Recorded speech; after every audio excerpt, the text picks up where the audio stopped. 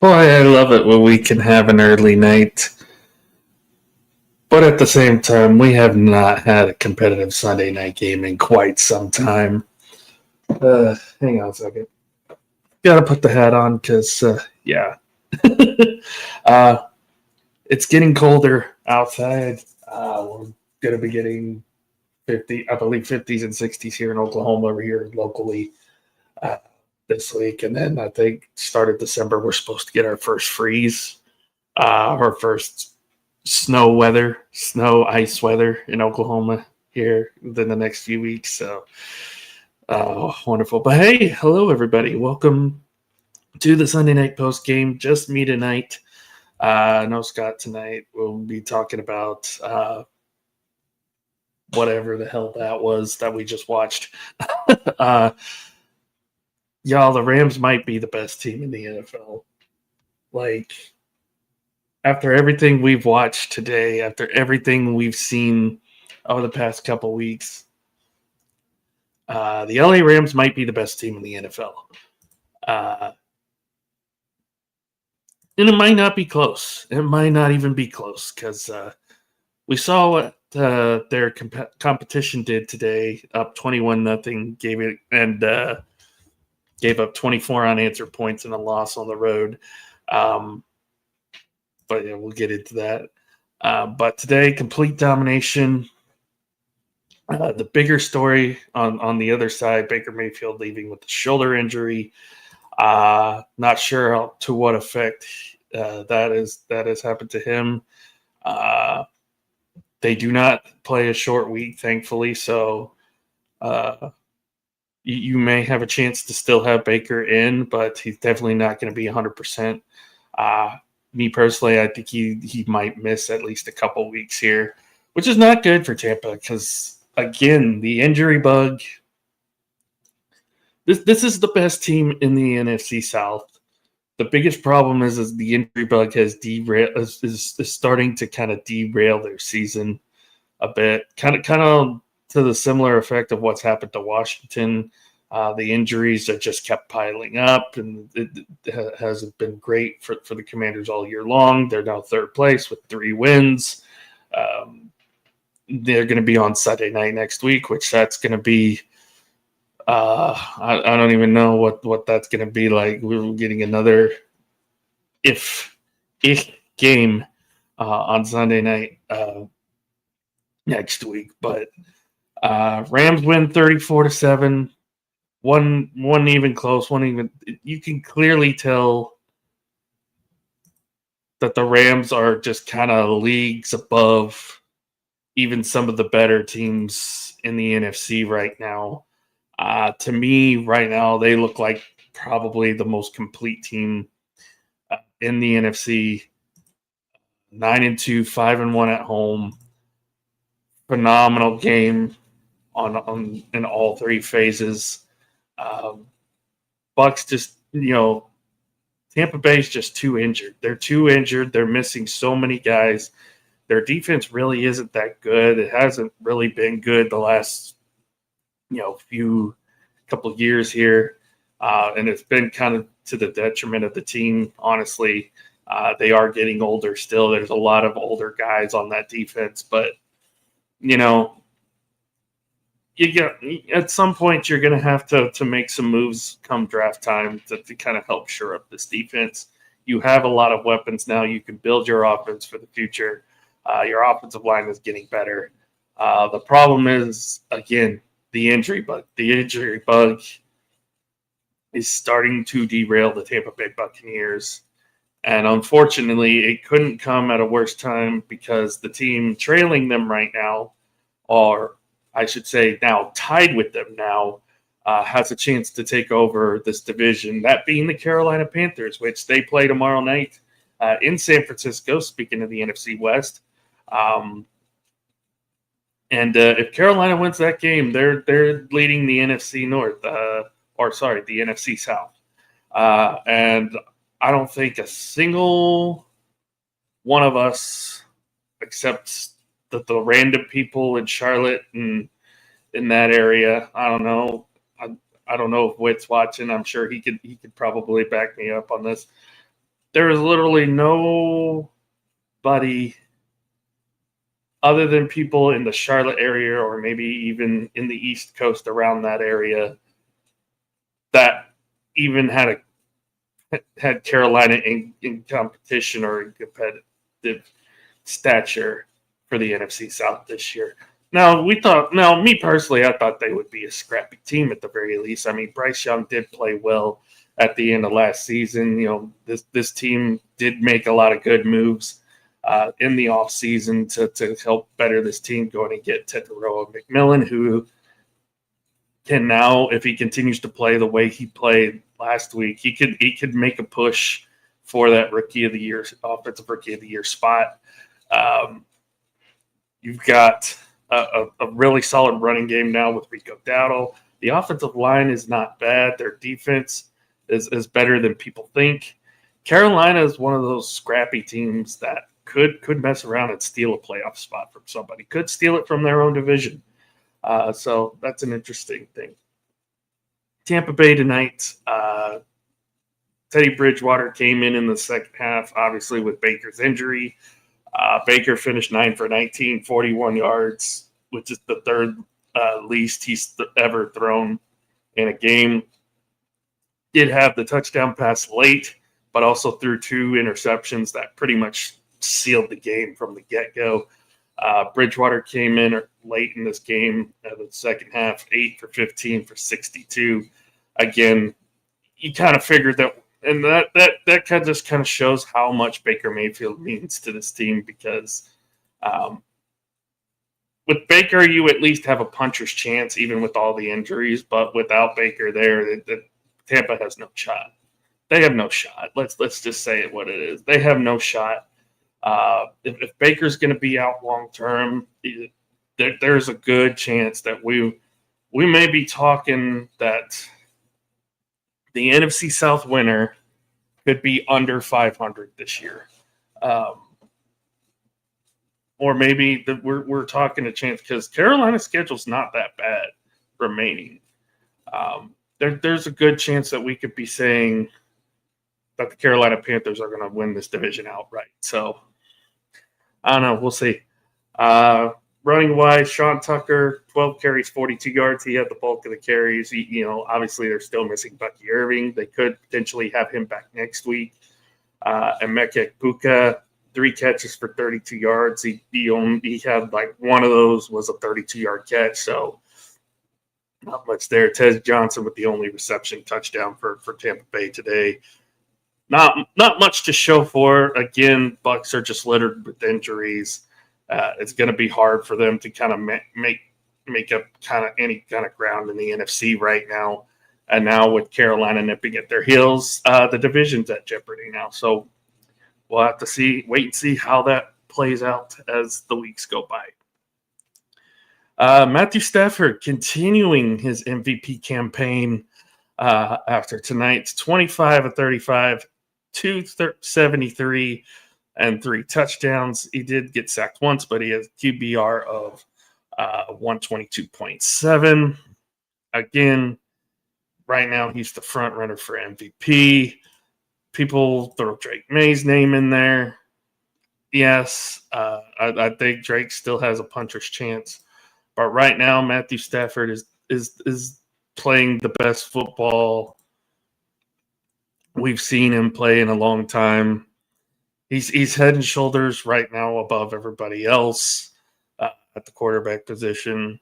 And the Rams are right now the best team in football, in my opinion.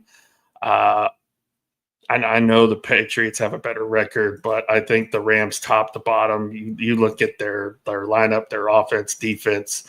The big thing was their kicking game. Their kicking game struggled a lot this year. Obviously, the reason why they lost to Philadelphia was the blocked field goal.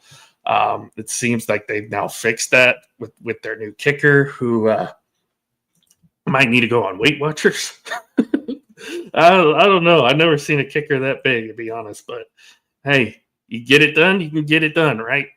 As long as the job gets done. Thing though for Tampa, they shut down the Rams running game tonight. Kyron only 12 for 46, Blake Corum only 7 for 24. But again, it was Matthew Stafford showing out. Puka 7 for 97. Devontae Adams had 2 touchdowns. Kobe Parkinson had a touchdown catch. They just got so many. They got so many weapons. Their offensive line is really good. Their defense is young, hungry, and great. It's a fun team to watch. It really is. And again, that they might be the best team in the NFL right now. Not just in the NFC, but they might be the best team in the NFL. I mean, top to bottom, they look fantastic. They're going to be a hard out in the playoffs this year. Any team that has to deal with the Rams, yeah, it's going to be rough. It's going to be rough. So looking at who these guys have coming up, and again, this also depends on what happens with Baker. Tampa Bay should have a couple of easier games. They got the Cardinals next weekend, and then they have the Saints after that. Both of those will be home games. In fact, they got 3 straight home games. You got the Cardinals, Saints, and then the Falcons on Thursday Night Football in a couple weeks.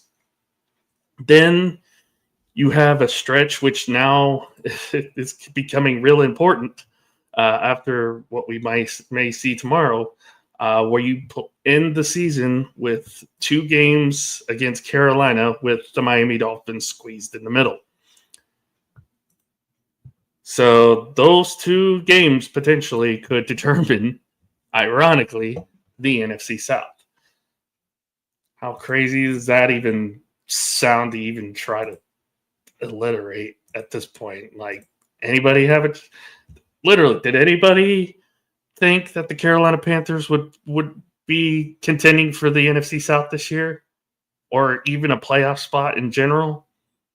I don't think anybody did, but here they are. They're 6-5. Got a big game tomorrow night against San Francisco. They win that game, they're leading the division.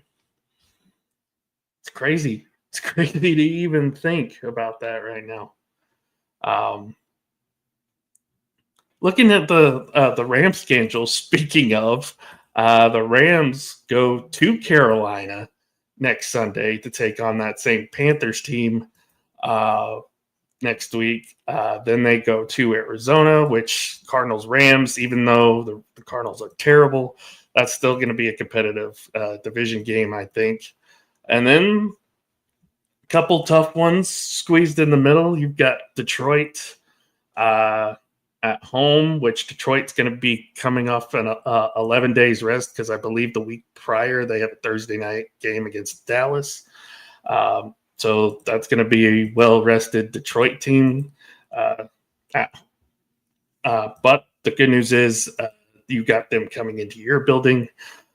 And then speaking of Thursday night, after that game, you turn around and go to Seattle for a matchup with the Seahawks, and then you finish at Atlanta, and then home game against the Rams, which you'll probably already be clinched by then. So you might just be throwing backups in that Week 18 game. So, yeah, not a bad scheduling here for the Rams.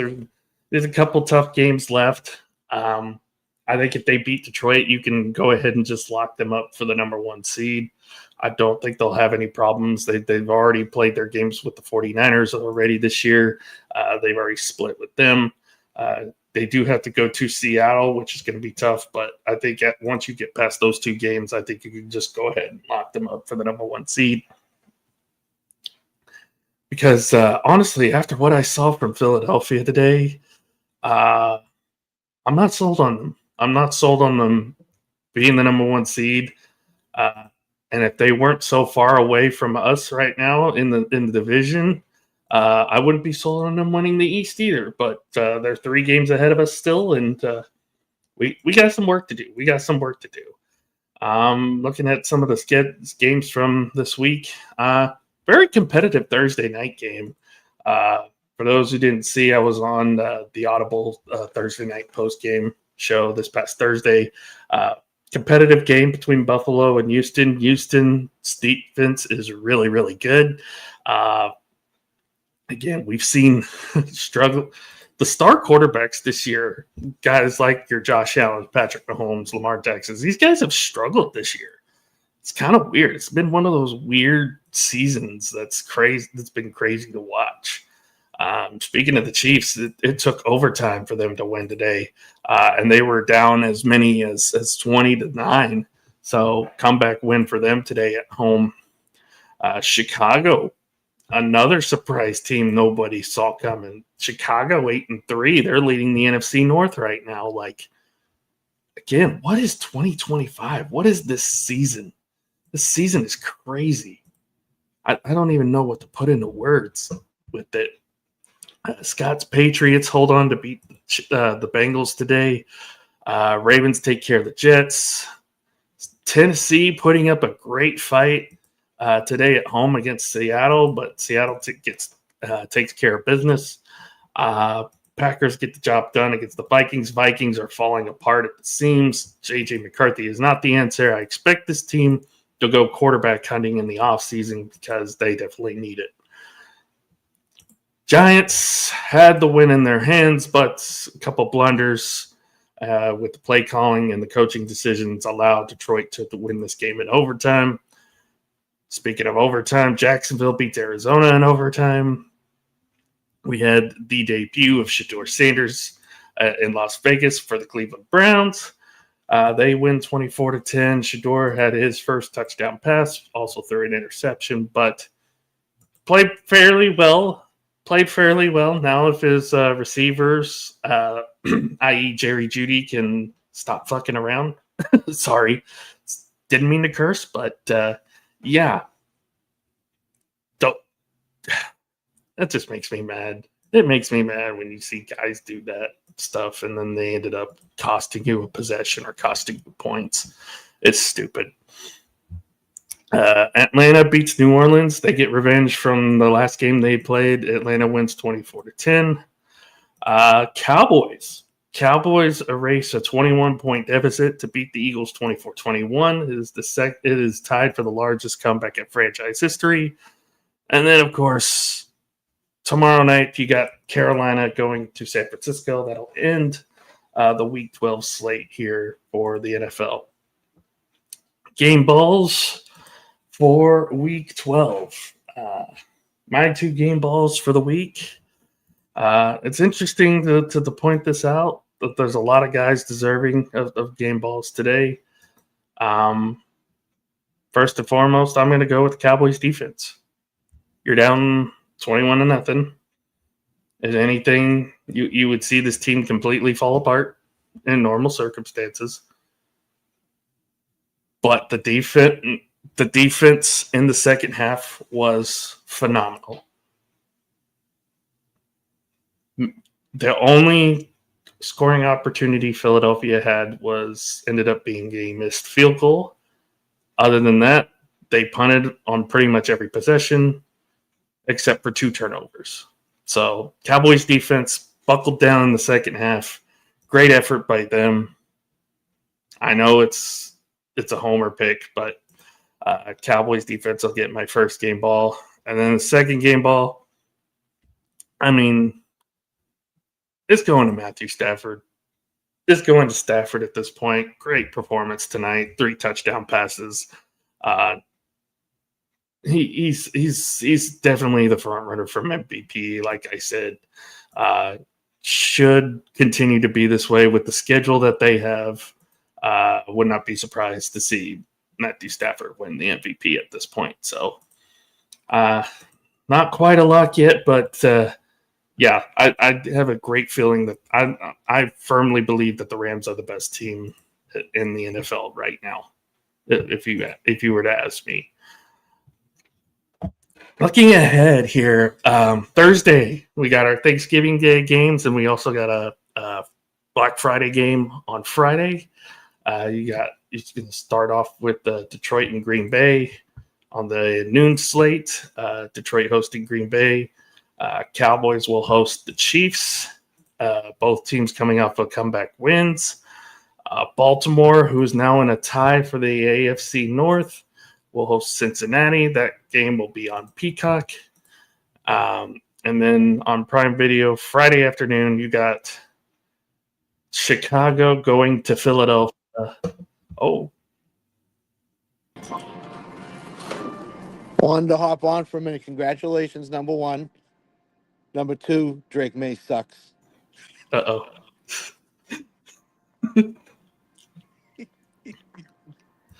I mean, still won the game. They didn't look good. They really didn't look good today. So I think there's a long way to go for the Patriots, but impressive. The whole day was strange for football. There's a lot of Dan Campbell was too conservative as a coach. Jamison Williams, 0 catches, 0 yards. What was that about? No idea. So not happy with Dan Campbell. What was Tampa Bay tonight? That was awful. Baker's probably out for a couple weeks now. Yep. Philadelphia just got off to a great start, and then what happened to them? Yeah, I think if I remember correctly, after they went up 21-0, here's their drive possessions in order: punt, punt, punt, missed field goal, fumble, punt, fumble on the punt return, and punt. Yeah, I'm ready to say now Dallas's defense is totally different than it was even 3 weeks ago. Mm-hmm. So I my firm belief is that Dallas can be a factor in this. Kansas City didn't look great today. They struggled a lot of the game. Detroit was awful against the Giants for a large portion of that game till Jameer Gibbs decided, all right, it's time for me to take over. So the schedule that looked daunting for the Cowboys a month ago doesn't look so daunting anymore. So, and the way Dak looked today and the way George Pickens has looked lately, I wouldn't put it past Dallas to win the next 2 games and put themselves right back in the playoff mix. So now, if only Lamb could catch the damn ball. that's the whole thing. He sees Philadelphia and he says, "I got the drops." But yeah, I mean, he needs to really focus. So I would think on Thanksgiving Day you're going to see a different CD Lamb than you saw today. He's going to be dialed in, laser focused to atone for what he did today. But yeah, I mean, again, he sees the Eagles uniforms and he's like, "Whoop, I put butter on my hands. That's it." Yeah. So. I said this already, Scott. I don't know if you agree, but I firmly believe now that the Rams are the best team in the NFL right now after watching them tonight. Yeah, I would agree. I would agree. Philadelphia's got a long way to go in a short period of time. It seems like since the A.J. Brown incident, they've just completely scrapped their offense and said, all right, we're going to throw it to A.J. Brown as many times as we can. Seattle is the other teams. The Rams and Seattle are the 2 best teams in football right now, I think. I know Seattle let Tennessee back in the game, but for a large portion of that game, they were in total control. So, and don't look now, but that game, that Philly is at home Friday night, that Black Friday game against 8-3 Chicago. That's still a losable game for them, even at home. It is, and if you lose that game, and the Rams have who? Detroit this week coming up? No, they go to Carolina. They go to Carolina. Well, we'll see about Carolina tomorrow, Monday night. But yeah, if Philly loses and the Rams win, I think you got to start really looking at Philly as a possible even 3 seed in the NFC. No. Here's the thing: if Chicago beats Philly on Friday, and then you have Dallas beat Kansas City on Thanksgiving, there's going to be talks to be like, is Philadelphia going to give up the NFC East potentially? Like, because after today, yeah, I feel like very comfortable that this Cowboys team can beat anybody at this point. Yeah, I would say that. I would say with the trades that Dallas made. And today you can't put it on Jalen Hurts. Jalen Hurts looked phenomenal. Yeah. If Philly loses this week and Dallas wins at Kansas City against Kansas City on Thursday, yeah, I think you're going to have some questions in Philadelphia, which is strange to say because you got a really good defense who didn't show up today after the first was it halftime? They were For up 21-7. first quarter and a half. Yep. Yeah. Yep. So I think that you got a lot of questions. Chicago's feeling themselves right now, so to speak. So, And I think it's something also, Scott. We have to mention that this is their fourth different set of play callers in 4 years. yeah. I mean, give Caleb Williams credit. He deserves it. I mean, I wasn't sold on him. I'm still not kind of sold on him. But you got to give the guy credit. You're 8-3. You lead the NFC North against the likes of Detroit and Green Bay. You get full credit from me. And JJ McCarthy's a complete bust. He needs to go away. I mentioned earlier that Minnesota's probably going to go quarterback hunting in the offseason. So I agree with that 100%. I think JJ, this was the worst mistake they could have made, letting Sam Darnold and Daniel Jones walk out of the building and keeping McCarthy. It's not going. It's Justin Jefferson's going out of his mind right now. So, because you see what Darnold's doing in Seattle, you see what Daniel Jones is doing in Indianapolis. It's Minnesota does not look good in this scenario right now. And I'll give you another one. Indianapolis doesn't win their division. I don't think they win the South. I think the way Houston's looked lately and the way Jacksonville just keeps winning games, the Colts have a bad schedule down the stretch here. Those three teams are within 2 games of each other right now. Yep. And Jacksonville's got an easy schedule, and Indianapolis has a daunting schedule, so to speak. They got to play San Francisco still. They got to play Seattle still. They got to play. I think Houston. They still have. They got Jacksonville twice. They have Houston. They have Houston. They've already. They have Houston this Sunday. Jacksonville goes to Tennessee. Okay, so they could lose to Houston. I mean, if you stop Jonathan Taylor, you're going to stop the Colts. Jonathan Taylor had a bad game today, and the Colts didn't do much of anything else other than that. They stalled. Offense stalled. They kicked field goals. So Jonathan Taylor is the whole key to that team. If you stop him, you're gonna stop the Colts. So I think the Colts don't win that division. They make the playoffs. I don't think they win the division. Yeah, it's crazy. And I just looked this up too. Jalen Hurts has had a different play caller since 2017. And he's going to have a different one. He's had a new since his it's either 2016 or 2017. He's had a different play caller every year in his football career. That's insanity. It is, and he's going to have a different one next year because this offensive coordinator is going to get fired. I think he's not good. He's not maximizing. Saquon Barkley hasn't been good this year at any stretch. So they couldn't run today. Like, it's been like that all year long, Alan. If you look at it, really, if you go through Barkley's game logs, he hasn't run all year long. So I'm worried about the Eagles' offense. If they become one-dimensional, they're serious trouble. I didn't realize we did this good. He only ran for 22 yards.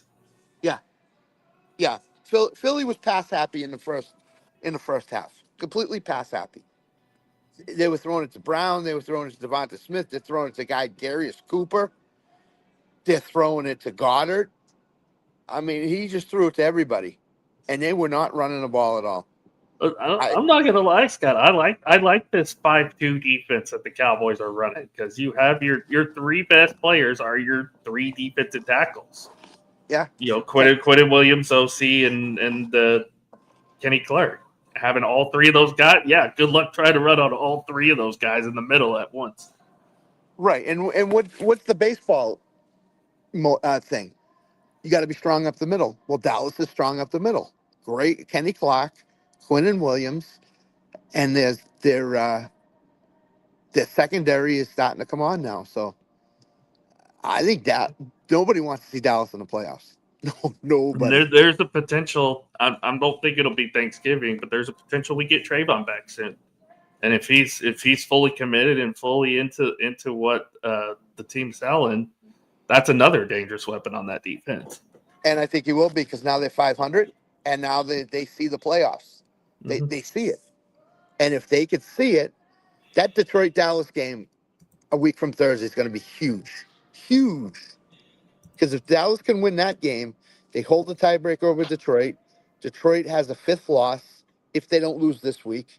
Mm-hmm. Dallas, if they beat Kansas City and go to Detroit and win that, they're half game ahead of Detroit for a playoff spot. They're 7-5-1, and potentially a game and a half, maybe even a game behind Philadelphia, depending on what happens the next couple of weeks. Right, and Philly can lose to Chicago. And Philly's got Buffalo coming up, too. I mean, they still have some teams they got to beat. Yeah. Here's their remaining schedule. They got Chicago at home on on Black Friday. Then they turn around and play the Chargers in LA. You got Washington. You got the Raiders, which that's an easy win. But you got 2 games against Washington with Buffalo in the middle. Right. So, and if Jaden Daniels is back for Washington, who knows? I don't think he will be. I think they're going to shut him down. But who knows? If Washington is led by Jaden Daniels, they could beat Philadelphia. So I only see one easy game in that schedule for Philly, and it's the Raiders. Chargers aren't easy. That's not going to be an easy game. Chargers are desperate right now. Buffalo's not an easy game. Buffalo may need to win that game to stay in the wild card hunt. So and historically, Philly has always had trouble with Washington. So yes, yeah. So again, Dallas takes care of their business. The division's not out of it. Not giving you hope. The division's not out of hope yet. Not out of reach yet. I think our best chance is to backdoor into a wild card spot, which there's potential that it could happen. Yeah, because does Detroit scare you right now? Not really, no. Jameson Williams, 0 catches, 0 yards today against the Giants. The Giants. Especially if our defense continues to play like it has against the run, like if you shut down both Gibbs and Montgomery, that you're basically have a 75% shot of beating Detroit if you shut those 2 guys down. Right. And does Kansas City scare you right now? No. Not the way they're playing. Kelsey and Mahomes are off target. They were off target today. Rice was the only guy in the receiving corps that did anything for Kansas City today. So Eberflus is going to have to come up with something to stop Rashee Rice. And if he can do that, they got a great shot at beating the Chiefs. Mahomes is not Mahomes because he doesn't have anybody. So I like Dallas's chances on Thanksgiving. I have a feeling. I have a feeling too. They're going to put Overshown on Mahomes as a spy because if he tries to run outside, that closing speed's going to go get him. Yep. So I think the Cowboys are sitting pretty right now. I think there's a lot of teams that aren't in the wild card that are sitting pretty right now, and Dallas is chief among them. So we'll see. We'll see what It'll be an interesting finish. You got 6 weeks left of the season. Obviously, we got the game tomorrow, but 6 weeks left. Anything could happen at this point. This is just how crazy the NFL has been in 2025. Like Baltimore's now tied in the AFC North. They've won 5 straight. They host the primetime game on Thursday night against the Bengals, which we may get Joe Burrow back. I don't think so. Not on a short week, especially after they lost today. To let you know, I think they're getting Burrow Thursday night.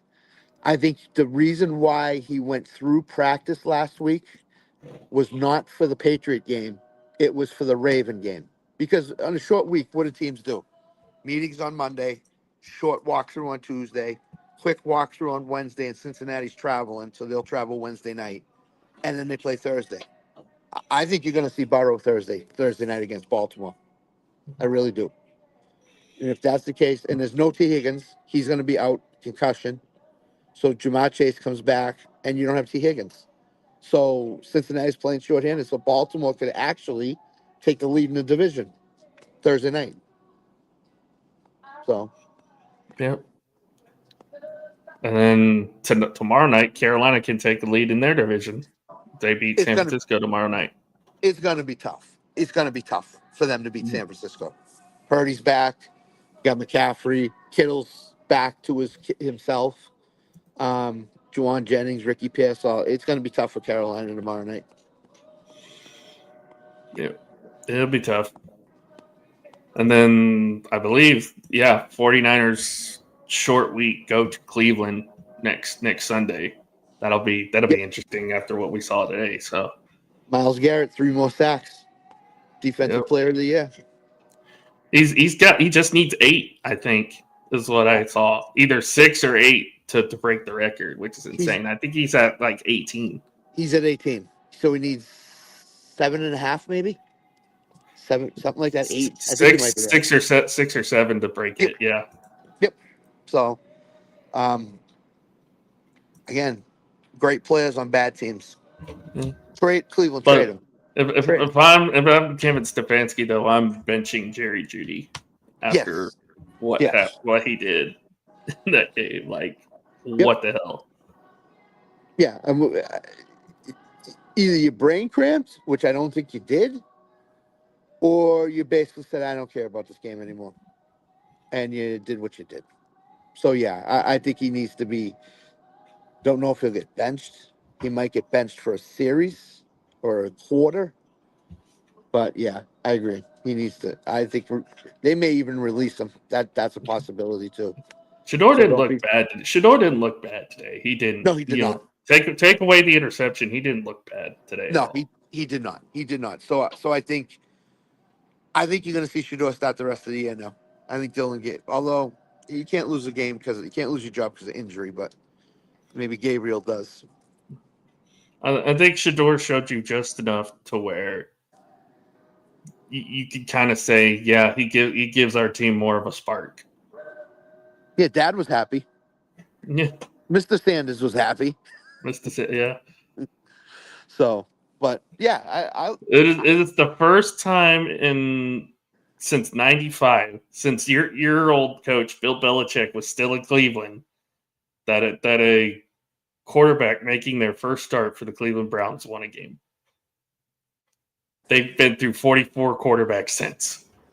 What's to tell you about the Raiders? The Raiders are probably the worst team in the NFL. It's possible because even though Tennessee has less wins, they're still fighting. I saw nothing. Like I saw this team on Monday. I saw nothing from the Raiders Monday night or today. Yeah. Like there's nothing there in Vegas right now.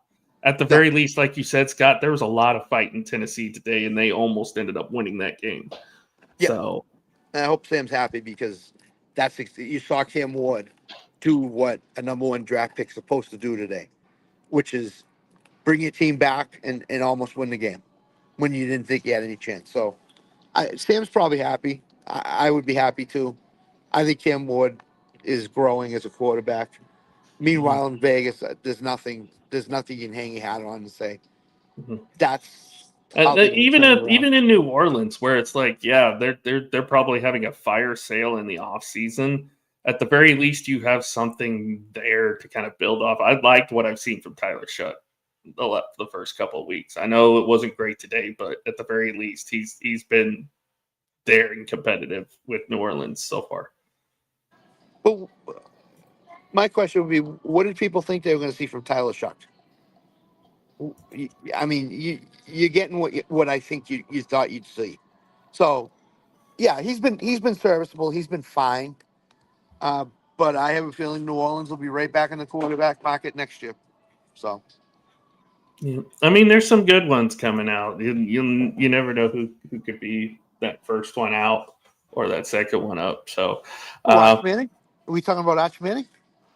I mean, if he declares, I don't know if he's going to declare or not, but we'll see. I don't think he's declaring.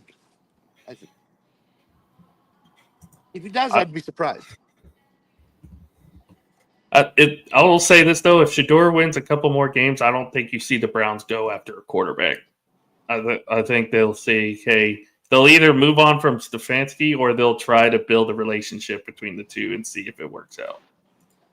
You have to, don't you? Yeah. You have to. After what you saw today, you didn't see a bad Shador. You didn't see a great Shador, but you didn't see a bad Shador. So I think you kind of have to. Mm-hmm. Do you want Deshaun Watson as a quarterback if you're in Cleveland? No. So you have to. And if he continues to get better, like he's shown in practice and shown throughout the offseason, if he continues to get better, he could be a pretty solid quarterback for the Cleveland Browns. I would agree with that. I think that you're not asking Shador to do for the world. What you're asking Shador to do is just manage the game, like Drake May did last year in New England. Just manage the game. Don't do anything stupid. Complete some passes, run a little bit, and play good quarterback. And Shador played decent quarterback today. So he wasn't the worst quarterback today. Mm-hmm. Wasn't the best, but he wasn't the worst. So. Mm-hmm. So I already gave my 2 game balls. My 2 game balls went to the Cowboys defense for their second half performance. And then, of course, I gave my last one to Matt Stafford for his performance tonight. Who are your 2 game balls going to, Scott? Jameer Gibbs is one. He took that game over for the Lions. The Lions are still in the division playoff mix because of Jameer Gibbs. Our friend David Montgomery is done. I think, unfortunately, he's all over. So that's one. My second game ball is George Pickens again. I mean, he's their number one right now. It looks like he's really not, but he looks like it. Another 100 plus yard game today, a touchdown. He had a touchdown, I think, right? Yeah, he had the one of the 2 receiving touchdowns today. I think he had the first one before halftime. And the two things that I'll mention with him is I heard it seemed like that the Cowboys needed Lamb to be out and Pickens to take the load for them to say he's good. We're gonna get him the ball. And number 2, Dak has tons of confidence in him right now, and that's what you need. And I think I know Dak won't be shy going to Pickens if Lamb's getting doubled or bracketed or whatever. He's got 2 receivers. So Pickens for the Cowboys fans watching, Pickens is what we were hoping Michael Gallup would have been. Yeah. What he looked like he was going to be, but he turned out he flamed out too quick. George Pickens is basically a more improved, more impressive version of Michael Gallup.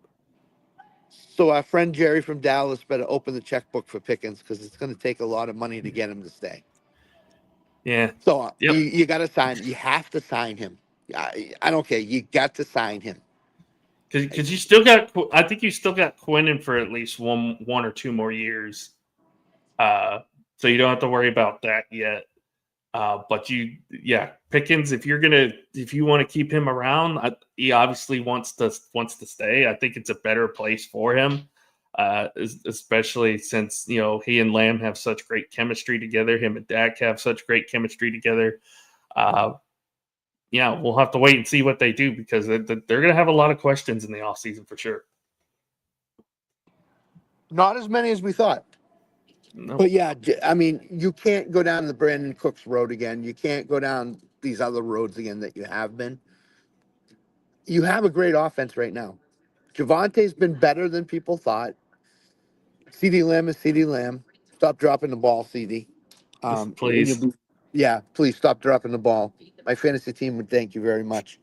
In multiple areas. And George Pickens is a great number 2. He's probably the best number 2. He's better than T. Higgins, in my mind, as a number 2. Because T. Higgins is inconsistent. He's back and forth. George Pickens has been consistently good over the last 8 weeks, 6 weeks. So You got the best number 2 in the league right now. Sign him. He's not going to break the bank. He's not going to ask for the bank. He's going to ask for something that's serviceable. Pay him. Pay him. So those are my 2 game balls. Mm-hmm. Yep, and again, Quinnen Williams being there has completely rejuvenated the defense.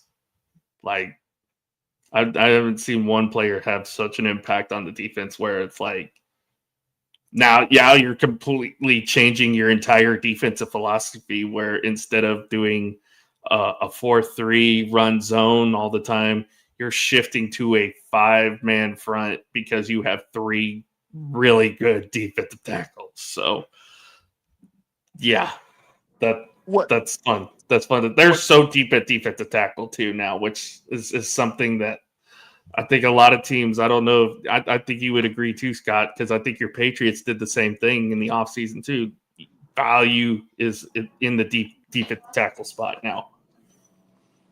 Yeah, and that's, again, like I said earlier, just be strong up the middle, and you're strong up the middle right now. So that's a plus, and that's what you need. So what Quinnen Williams has done for the Cowboys is he's made teams change their game plan. Remember, teams used to run up the middle against Dallas and used to run all over them. Now teams see they can't do that, so now they got to change their game plan up. So he's done a lot. Not for even Dallas. Hurts could do much running in this game. I think he only had like 30-something yards, but he 2 couldn't run touchdowns. that much. Yeah, 2 touchdowns. That's the big thing. But yeah, I mean, you got to run to the outside against the Cowboys, and even then, you might not have success. But you got to do it. You just have to do it. And you have to. Teams got to stay patient, and in today's day and age of the NFL, there's no patience with teams. So. Nope. Scott, I know that we will be back Wednesday night for Lock It In, our Lock It In Thanksgiving special, where we'll probably be talking both college football and NFL. That guy I'm Dawson will be all excited. That Dawson guy, Jesus. Yeah. I'm assuming no false start Thursday on Thanksgiving. I think there was something that we might do it Monday night. I'm not sure, but that might be something we do. I have to look at the messages again. But it's either Monday or no show this week for that. So. I will say no baseball show. No baseball show on Wednesday, obviously with Thanksgiving. But yeah, we will be back Sunday night. Again, another dud potentially on Sunday night because we got the Broncos and Commanders. Oh, really? Really? Can they take the Cowboys off Thanksgiving and put them on Sunday night? Nope, it's tradition. Sorry. Oh, I guess we'll be on at about 9:30 Eastern time on that night. So. Yeah. Oh, There's not really any good games you could sub out of that either. You maybe could put Houston Indy. That might be an interesting one, or Buffalo Pittsburgh. But I don't Pittsburgh think would be interesting. I don't think CBS wants to give up that game. Houston Indy might actually be the best game of that grouping. Because the good games are all on Thanksgiving and Black Friday. Oh, please. NFL, save us. Would you please? Can we bootleg Houston and Indy to Sunday Night Football this week, please? I got nothing else to say. I got nothing to say. Well, and then you guys got Jameis Winston and the Fighting Giants on Monday, a week from tomorrow. It might be Jackson Dart again, so stay tuned to that. But yeah, I'm not feeling confident that they can beat the Giants right now. Even though the Giants are terrible, but the Giants fight. They completely fight. They fought today. They should have beaten Detroit. I'm not happy with the Patriots right now. They didn't look good at all. So they won, but not look good. So. Nope. Well, that's going to be it for us tonight. Scott, anything else before we end off? Hello, Spotify. Hello, Spotify. If So you have a can, good night. Happy I'm Thanksgiving, everybody. I'm doing Halloween a couple weeks late. I'm dressed up as Jonathan Grisham, uh, in the winter time. What's the temperature there? It is plummeting. It's plummeting. That's not It's good. it's 53 right now. It's Holy 53 and moly! raining. Yeah. I wish it was 53 in Boston. It's like 30 right now. So Yeah, we're gonna get that here at the beginning of December. I think we're supposed to get like ice and snow coming up. oh, So that'll be fun. That's fun. That's always yeah. fun. As somebody who tries to do delivery for a living, that's not going to be fun. No, I understand that. I get that. It won't be, but you'll have air conditioning at least. So I mean, yeah, at the very least, there'll be a working heater. yeah, that's true. That's true. All right. Anything else, Scott? No, that's it. Have a good night, everybody. Happy Thanksgiving to everybody. Happy Thanksgiving, everybody. Hope you guys have a great week. We will be back next Sunday night, recapping whatever mess we're in for with the Broncos and Commanders. But until then, love y'all. Stay safe and take care.